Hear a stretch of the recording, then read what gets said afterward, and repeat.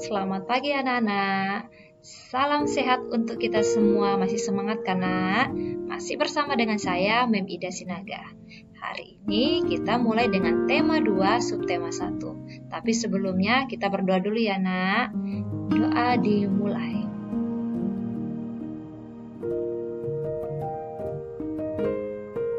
Doa selesai. Nah, untuk hari ini kita mulai dengan muatan SBDP. Kita mempelajari tentang tempo dalam lagu. Apa itu tempo lagu? Tempo lagu adalah cepat atau lambatnya lagu saat dinyanyikan. Ya nak? Nah, tanda tempo berada di sebelah kiri atas dalam lagu. Yang mana itu? Ini Mem kasih tunjuk ya nak. Katanya berada di sebelah kiri atas. Yang ini ya nak. Nah, apa tulisannya di sini? Moderato. Ya, jadi moderato ini adalah tempo sedang. Lagu Indonesia Pusaka dinyanyikan dengan tempo yang sedang. Nah,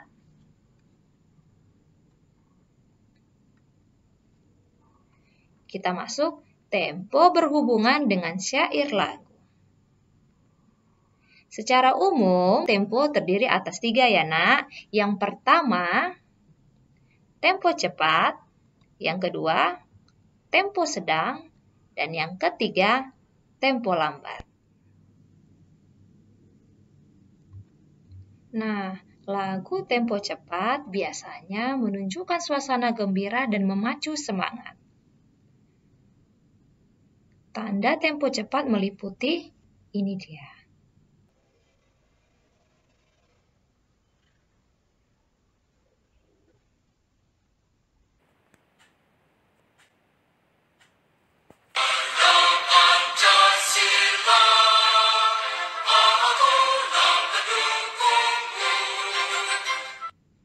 Nah, lagu tempo sedang menunjukkan suasana gembira dan kemegahan.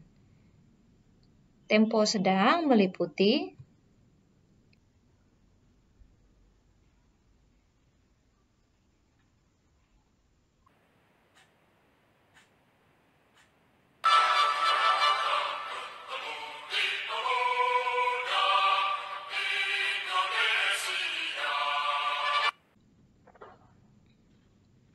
lagu bertempo lambat menunjukkan suasana sedih dan hikmat. Apa saja yang meliputi tempo lambat? Ini dia.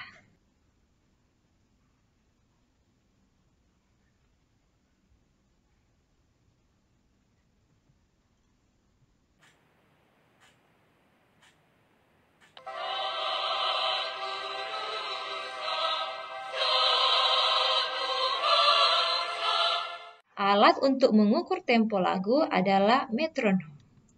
Metronom ini biasanya digunakan oleh para musisi untuk menciptakan sebuah lagu.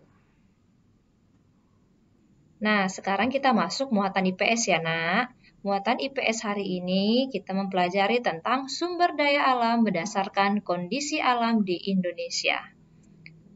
Sumber daya alam di setiap daerah di tanah air tidak selalu sama ya, nak ya. Kamu tahu kan nak sumber daya alam? Contohnya seperti yang digambar ini ya nak. Minyak bumi ini adalah contoh sumber daya alam ya. Emas juga salah satu contoh sumber daya alam ya nak. Namun sumber daya alam di setiap daerah di tanah air tidak selalu sama ya nak. Hal tersebut disebabkan karena perbedaan kondisi alam. Ya nak, kondisi alam di setiap daerah kan berbeda-beda, ya nak. Itu juga yang menyebabkan sumber daya alam di setiap daerah tidak sama. Nah, berikut persebaran SDA atau sumber daya alam berdasarkan kondisi alam di Indonesia. Nah, di sini Mem menunjukkan 5 pulau besar di Indonesia ya nak. Terdiri dari Pulau Sumatera, ya kan nak. Kemudian di sini ada Pulau Jawa, ini gambarnya ya nak, yang warna biru. Kemudian ada Pulau Kalimantan. Nah, ada Pulau Sulawesi dan yang terakhir adalah Pulau Papua, ya nak. Yang pertama ada Pulau Sumatera. Nah, ini dia Pulau Sumatera. Gambarnya seperti ini ya nak, Pulau Sumatera. Pulau Sumatera memiliki banyak pegunungan. Kondisi ini dimanfaatkan manusia untuk menanam tanaman budidaya seperti kopi, lada, coklat, tembakau, karet, dan kelapa sawit. Pulau Sumatera pun kaya dengan hasil tambang seperti minyak bumi, batu bara, dan timah. Kelapa sawit dimanfaatkan untuk bahan baku pembuatan minyak goreng. Minyak bumi dan batu bara dimanfaatkan untuk bahan bakar. Ya, nak? Yang kedua, Pulau Jawa. Seperti ini ya, nak, gambar dari Pulau Jawa. Pulau Jawa memiliki pegunungan, dataran tinggi, dataran rendah, dan pantai. Daerah pegunungan dataran tinggi merupakan tanah perkebunan teh, kopi, dan kina. Dataran rendah Pulau Jawa merupakan lahan persawahan yang tersubur di Indonesia. Salah satunya adalah daerah Karawang yang terkenal sebagai lumbung padi. Pesisir pantai Jawa banyak dimanfaatkan untuk budidaya ikan laut, rumput laut, pertanian garam, dan penjemuran ikan asin. Yang ketiga, Pulau Kalimantan. Pulau Kalimantan. Ini dia gambarnya ya, nak. Nah, sebagian besar wilayah Pulau Kalimantan adalah dataran rendah dengan hutan yang sangat lebat. Hutan-hutan ini merupakan habitat alami bagi hewan yang terancam punah ya, nak. Hutan Kalimantan dimanfaatkan oleh manusia untuk ditanami berbagai sumber daya alam seperti kelapa sawit, karet, dan rotan. Sumber daya alam ini harus diolah sebelum dijual ya, nak. Kelapa sawit dapat diolah menjadi minyak goreng. Getah karet dapat diolah menjadi ban. Dan rotan dapat diolah menjadi kerajinan tangan. Kalimantan juga kaya akan hasil tambangnya seperti minyak bumi dan batu bara. Keempat, Sulawesi. Kita lanjut, ada Sulawesi. Seperti ini ya, nak, gambar dari Sulawesi. Pulau Sulawesi menghasilkan sumber daya alam berupa pala dan jagung. Jagung dimanfaatkan manusia sebagai bahan makanan ya, nak. Pala dimanfaatkan sebagai bumbu masakan.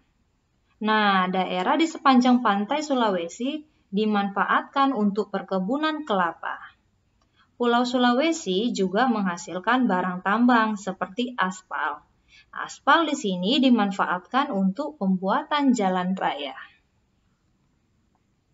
Kelima, Papua. Yang terakhir ada Papua. Seperti itu ya, nak, gambarnya. Nah, sebagian besar wilayah Papua berupa hutan konversi dan hutan lindung. Sagu merupakan salah satu sumber daya alam Papua. Sagu dimanfaatkan manusia sebagai makanan pokok ya, nak. Papua juga menghasilkan rempah-rempah yang disukai di pasar internasional. Papua merupakan salah satu pulau yang kaya hasil tambang. Hasil tambang Papua juga sangat beragam, seperti tembaga, emas, dan logam. Emas dimanfaatkan untuk bahan baku pembuatan perhiasan ya, nak. Contohnya seperti apa? Ada anting, cincin, dan gelang.